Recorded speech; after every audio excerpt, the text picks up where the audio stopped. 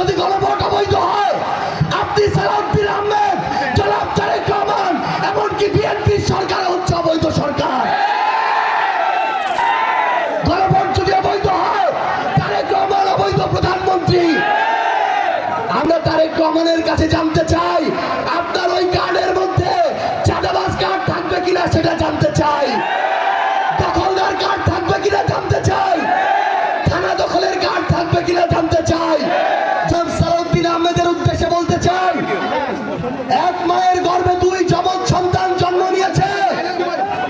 একটা হচ্ছে জাতীয় নির্বাচনের মধ্য দিয়ে সরকার, আরেকটা হচ্ছে গণভোট।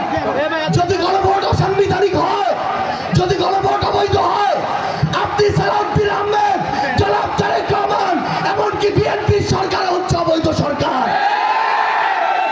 এই গণভোট যদি অসাংবিধানিক হয়, সালাউদ্দিন আহমেদ অসাংবিধানিক স্বরাষ্ট্রমন্ত্রী।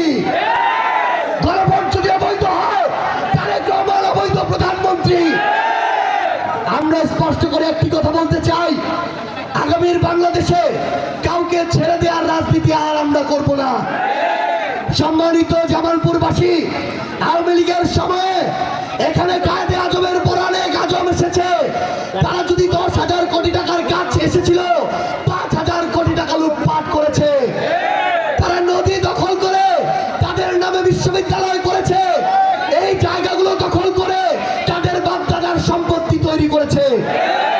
এখন আমাদের সময় এসেছে সেই অভ্যুত্থান পরবর্তী বাংলাদেশে আর যেন নতুন কোন আজম তৈরি না হয়, আর যেন নতুন কোন চাঁদাবাজ তৈরি না হয়, আর যেন নতুন কোন সন্ত্রাস তৈরি না হয়। আমরা আপনাদেরকে কিছু স্পষ্ট কথা বলি, বিএনপি আমাদের সাথে অভ্যুত্থানে ছিল, তারা বিগত 17 বছর নিপীড়িত ছিল।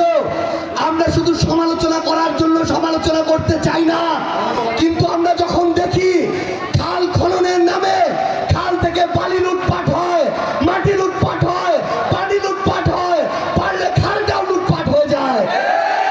এই নতুন লুটপাটের রাজনীতি আমরা বাংলাদেশে হইতে দিব না। আমরা দেখি নতুন কার্ড খেলা শুরু হয়েছে। তারেক রহমান ফ্যামিলি কার্ড দেন, কৃষক কার্ড দেন, কার্ড দিতে দিতে এবার সর্বশেষ ইউনিভার্সাল কার্ড দেওয়ার কথা বলেছেন। আমরা তারেক রহমানের কাছে জানতে চাই, আপনার ওই কার্ডের মধ্যে চাঁদাবাজ কার্ড থাকবে কিনা সেটা জানতে চাই, দখলদার কার্ড থাকবে কিনা জানতে চাই, থানা দখলের কার্ড থাকবে কিনা জানতে চাই। যদি এই কার্ডগুলো ছাত্রদল, যুবদল, বিএনপির মাধ্যমে আগামীতে আমরা দেখি, মনে রাখবেন তারেক রহমান, বাংলাদেশের মানুষ আপনাকে লাল কার্ড দেখাবে।